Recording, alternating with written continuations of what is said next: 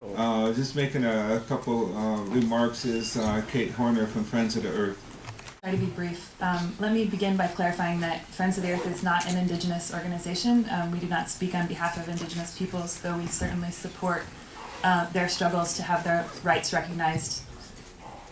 As has been said before, deforestation is a big problem for the climate community. It accounts for roughly 20% of global emissions. We know that if we are to avert the most catastrophic impacts of climate, that we must significantly reduce emissions from the wealthy world, as well as halt deforestation. We cannot trade one for the other. We must do both. Carbon offset models for REDD are fundamentally flawed because they do not do both. They trade one for the other and allow polluters in the north to continue polluting instead of reducing their own emissions. It should also be noted that avoided deforestation, so protecting forests, were excluded from the Kyoto Protocol because of some technical constraints around impermanence and leakage. All of those technical considerations remain. They have not been solved adequately. That's not to say that we don't support addressing forest protection in a climate agreement.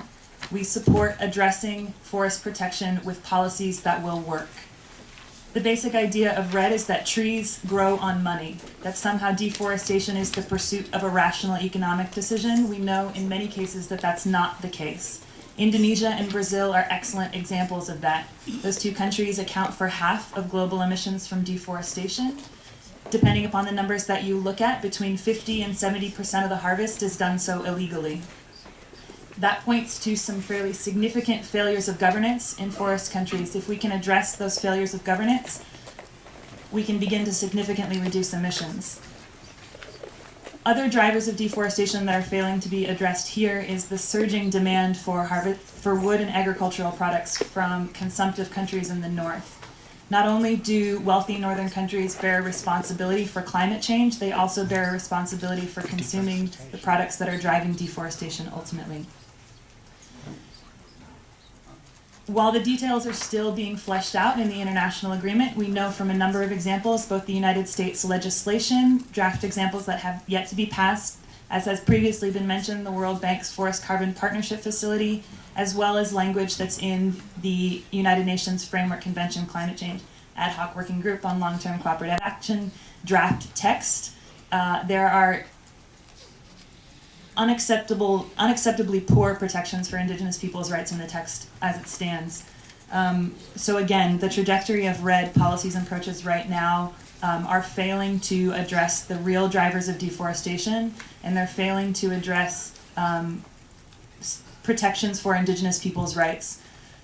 The Indigenous Environmental Network and our networking into the grassroots communities of our Indigenous peoples is that we're seeing that it's very difficult for our Indigenous peoples to reconcile the acceptance of a commodification of those elements that are very sacred within the cosmovision, the spirituality of our peoples, and that's putting money on air, the very element that is sacred, and to privatize that. So privatization and commodification of the forest, the trees, and the carbon, the air, is a violation and a corruption of the sacred.